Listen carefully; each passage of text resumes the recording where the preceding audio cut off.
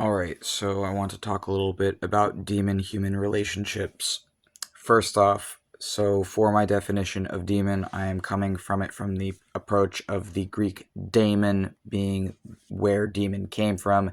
Demon came from the Greek daemon. Devil came from the Hindu devis and devas.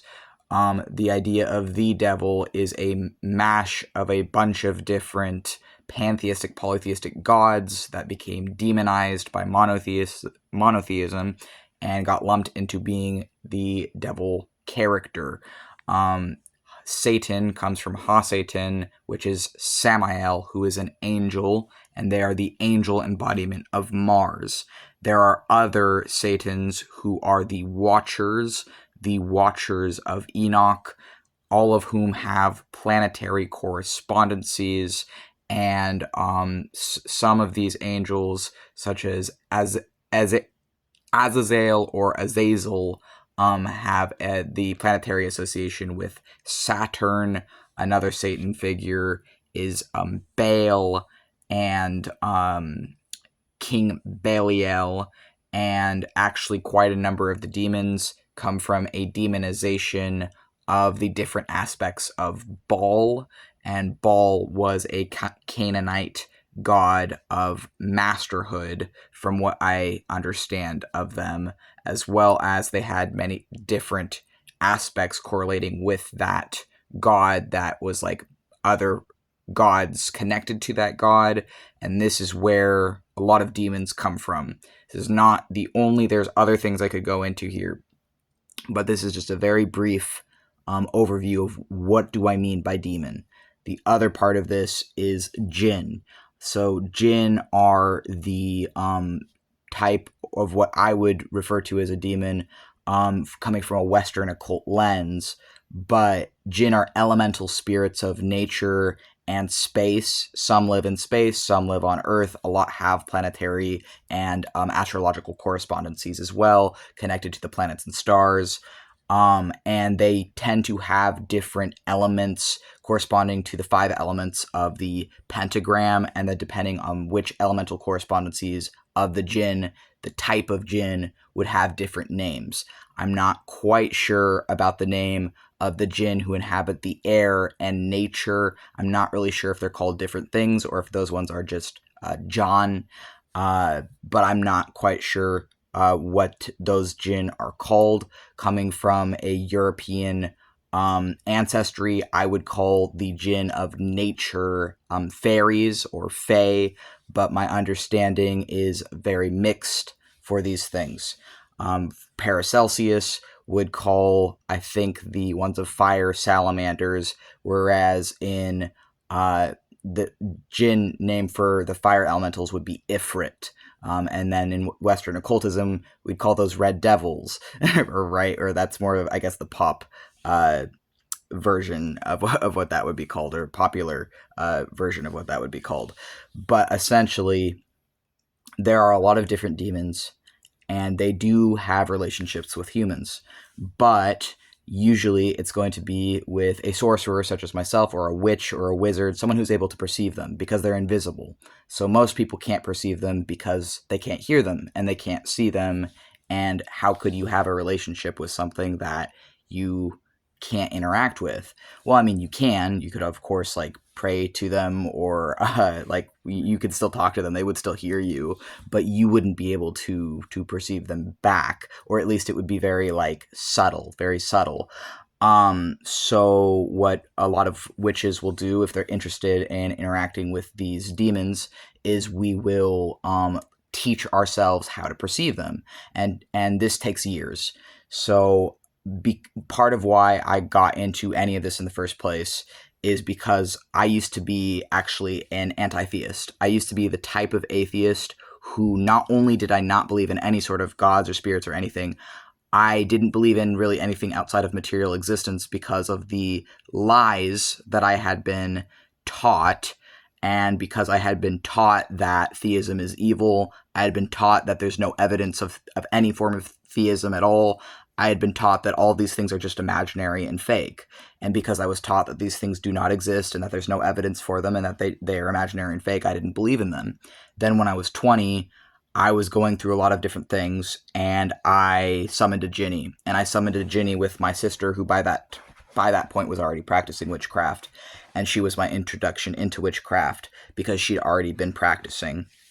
And we summoned a Jinni together, um, by invoking the energy of King Alamar, who is the Jinn King of Mars. So he is a Jinn embodiment of the planet Mars, from what I understand of that, or a ruler of Mars, an interpretation of the ruler of Mars as well. And he has a race of Jinn that he commands, or he has an army of Jinn who are a part of a race of Jinn called Ifrit, which are the fire Jinn.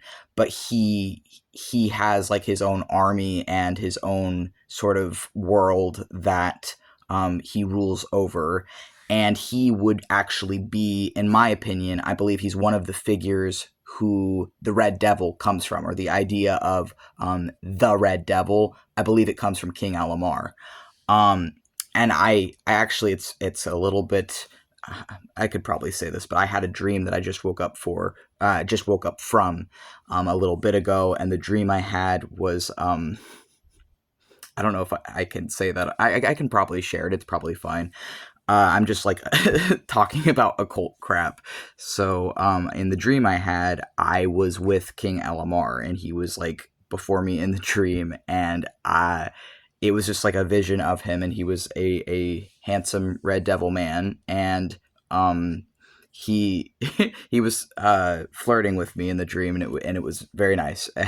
I can't talk about it, I'm too nervous, but I woke up and I wrote down in my dream journal and recorded what happened, and now I'm like thinking about demons, and I'm like, I think that, to me, as someone who used to be an atheist and now very, very firmly believes in demons, very, very firmly believes that demons do interact with people, they do have relationships with people. I myself have many relationships with demons, that people give them a really bad rep because they don't understand them. They don't understand that these are people. These are people. They are good and bad, same as we are. You can't just like take an example of one of these people who is like hurt someone and say, oh, look, they're bad. Like all demons are bad because that one did something bad. And it's like, please don't do that, because you don't understand that these are people. They are capable of empathy and intelligent thought, and they have their own lives, and they have their own worlds, and they have their own religions and food and culture and everything. Like these are fully fledged fucking people. Like, I mean that, but I know that sounds like impossible and like hard to describe, and like how can there be these like invisible people? Like, how does that work? I don't fucking know, but I know it's real. Like, I'm telling you as someone who used to be an atheist